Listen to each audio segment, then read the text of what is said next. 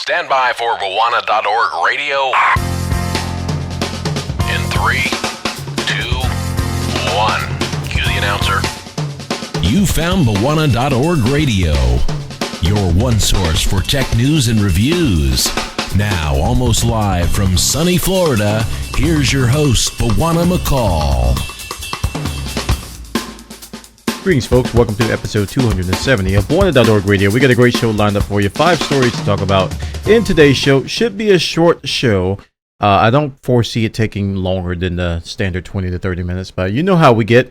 Sometimes we hop on those soapboxes here at Gowanna.org radio.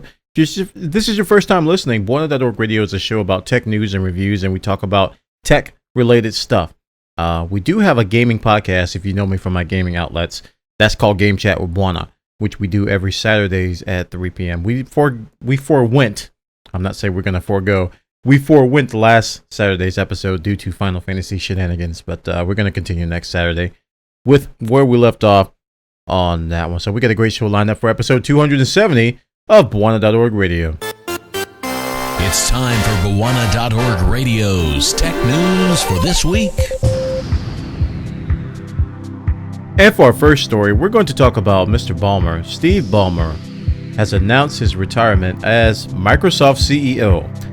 Now, I know a lot of people have been calling for this for a long time. A lot of people who have been against Microsoft's latest moves and their decisions on Surface and Windows 8 and Windows Phone, Xbox. They're just, oh man, they were hoping that Steve Jobs. What a bad slip that was. Steve Ballmer will retire or get fired. So he has announced his retirement, and as a result, the stock of Microsoft immediately jumped 9%. So it was kind of a positive thing, I guess, from a lot of perspectives. But the messaging from Microsoft is that Microsoft is at a point to where he can leave. This is the quote. There is never a perfect time for this type of transition, but now is the right time. Stop. I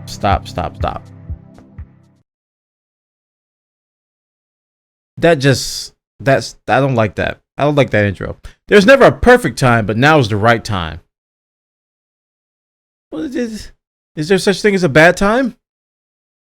There's no such... Anyway, Ballmer said, "We have embarked on a new strategy with a new organization, and we have an amazing senior leadership team.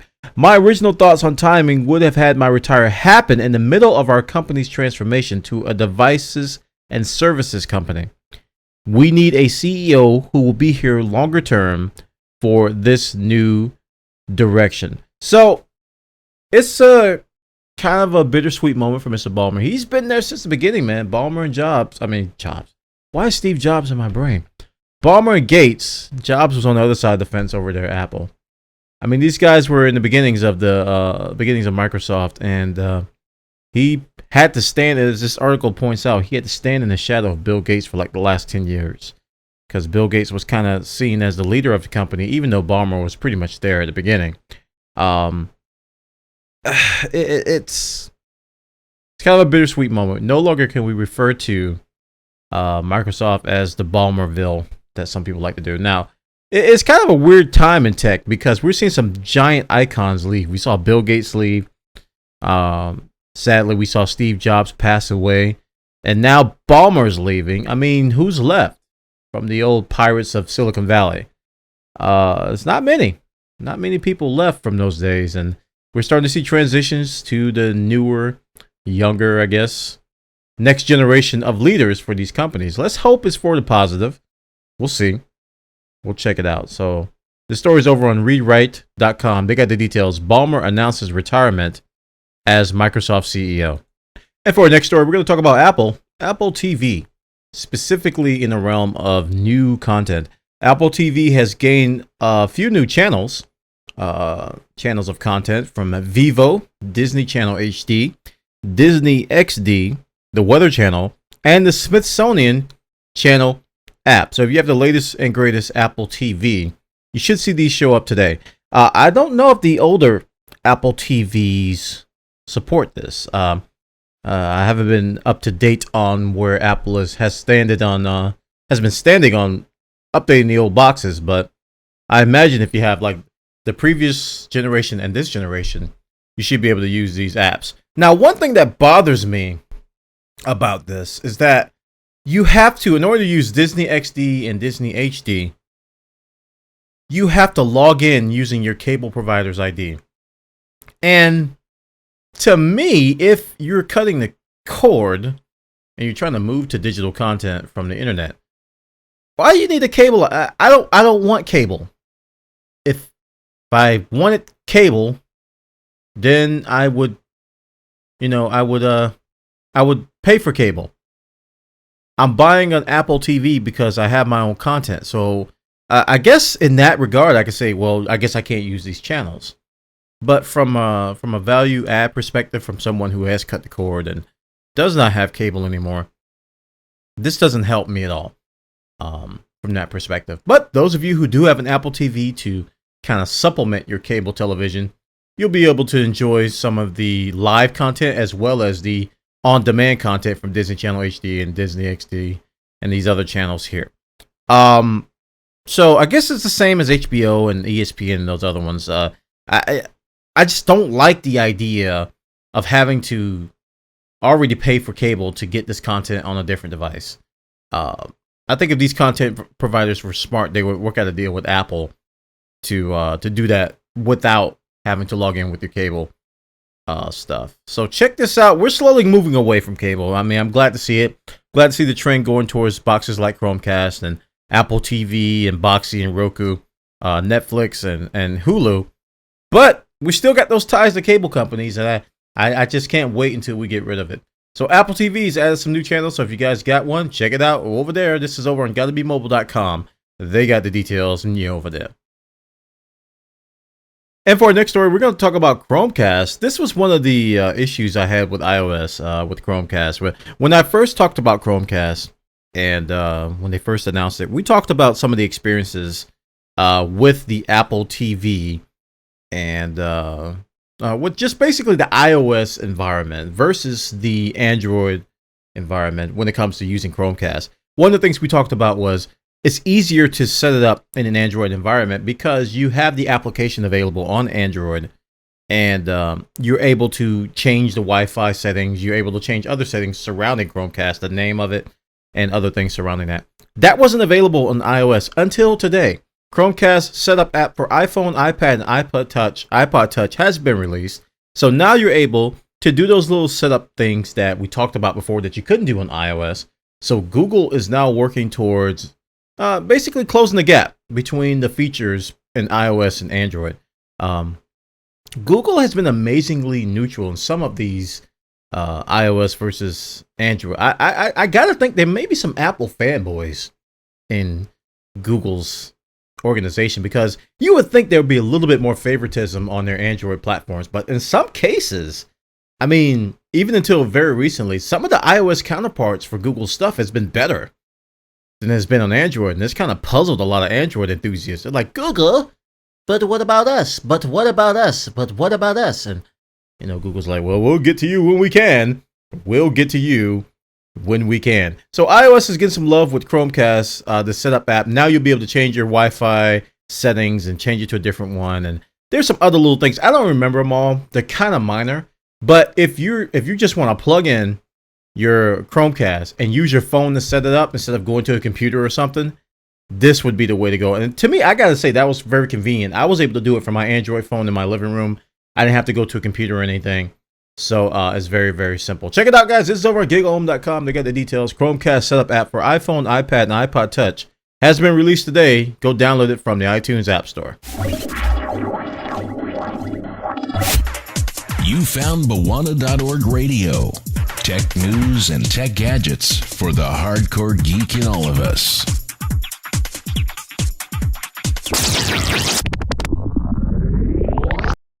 And for our next story, we're going to talk about automatic driving cars. Yeah, this story intrigued me because this was something I was actually working on a little bit in my college years. I almost went to grad school for this type of stuff. Autonomous vehicles that can drive themselves around areas. Nissan is saying that they're going to bring multiple self-driving cars to the market by 2020. So that's 7 years from now. That's going to go in the blink of an eye. You young whippersnappers, you don't know how fast 7 years go. But I can tell you 2005 what's going on. It was something about things and such. But I own a Nissan car. Actually, it's an Infinity made by Nissan. That's their luxury line, and they do have some cool stuff. One of the things I noticed was the cruise control in my Infinity truck is, it has the ability to automatically slow down when it approaches a car. I never trusted it. I always turn that thing off. I'm glad they gave you the ability to turn it off. Basically, when you come within a certain vicinity of another car, the cruise control will automatically slow you down. It's cool tech, man. And they got some other cool stuff. I mean, I was giving my truck service one time, and I got to drive one of the 2012 editions of my truck. And they got some nice auto parking stuff in place, and some cameras to make it look like you're looking at the car from the top. And I was like, what is this nonsense? Is there a satellite above my car? So Nissan's really good about this technology. So they're hoping to do this, and they're going to build a proving ground, as they're calling it, where they're going to have these cars drive their testing cars, which is going to be like these sample cities or sample roads so that they can test things on. And I'm hoping they don't use real people. Wink, wink. Let's hope they got dummies on there. But they're going to feature real townscapes and will be used to push vehicle testing beyond the limits possible on public roads and to ensure the technology is safe. We're going to see how this goes. They want to be able to get this out there within 2 vehicle generations. And they claim that it won't cost more than $1,000 more to add this, which is, if you're buying a car, $1,000 is not a terrible amount of money. I mean, it's a lot. If you're paying like sub $6,000, $7,000, $1,000 a lot. But if you're paying like probably what these cars are going to be worth, like $25,000, $30,000, $1,000 is not going to be that much. So that's encouraging to hear.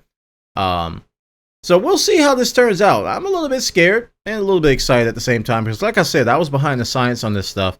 A lot of the programming behind it is very interesting. They're not going to be partnering with Google, and we're going to talk about Google in the next story. They're going to be partnering with universities from Stanford, MIT, Oxford, Carnegie Mellon, and the University of Tokyo to create the autonomous driving technology. Check it out, guys. Over on TheVerge.com, they got the details. Nissan's going to bring self-driving cars to the market by 2020. And for our final story, Google's going to build Johnny Cab. I'm a Johnny Cab. Please restate the nature of your question. Have a nice day. You guys ever seen Total Recall? Johnny Cab? Johnny Cab was that self-driving cab. It was like a robot sitting in the cab that basically was an automated car. So we just talked about Nissan doing this. Google is going to build their own self-driving car, and they're going to look for the idea of building a robo-taxi, aka the Johnny Cab. I imagine, Google has some great mapping technologies, and, they got some smart engineers. But like I said, this stuff right here kind of scares me a little bit. Just to put your life in the hands of a program. And we as programmers know how programs act. They're about just as good as the programmer and the tester. So, vehicles are dangerous. So hopefully this won't be a disaster. Hopefully we won't hear about robo-taxis killing people. And there's only been 5 robo-taxi deaths today. We're improving. We're down from 15 yesterday. This is a good day to be alive. Go robo-taxi, go. Now, I don't want to get to that point. But let me read the quote. It says, perhaps more interesting, this is from digitaltrends.com. Perhaps even more interesting is what Google's reportedly has planned for these vehicles if they do finally make it to U.S. roads. The so-called robo-taxi system comprising of a fleet of driverless vehicles. This is the quote. According to a Friday, Google believes that such systems could potentially reduce the need for people to own cars and reduce accidents. It might also reduce the size of the cab driving community, but only time will tell on that front. Kind of scary, guys. Johnny Cab is near. Johnny Cab is near. Just go! Drive! I don't care where! Please restate your destination. Just drive! Go! Get down! Don't shoot! I only want to talk! This is our story over at digitaltrends.com. They got the details. Google's to build their own self-driving car. Johnny Cab's coming at you right about now. Hey guys, Buona here. Just want to take time to thank our corporate sponsors, Amazon.com, Green Man Gaming, and YouTube. Without these guys, Buona.org Radio would not be possible. So thank you to our corporate sponsors.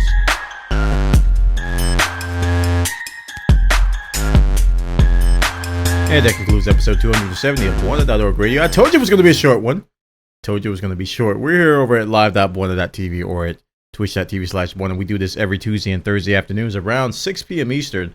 Around the time I knock off from work, we do a live behind-the-scenes coverage. I don't do a live show, but I also, I just basically just record it and stream it, and the chat's on the screen and people watch. So it's pretty cool. You guys should come by and check it out. We also stream video games and stuff, so you can follow the Twitch channel to see what we do with that stuff. Game Chat with Buona is every Saturday. Follow me on Twitter, twitter.com/Buona, or twitter.com/Buona Live if you want to be notified when I go live on that Twitch channel. Right over there. We're also on Google Plus, google.com/+Buona. And hopefully you guys can follow me, add me to your circles, and you're over there. That concludes episode 270 of Buona.org Radio. And I will see you next time.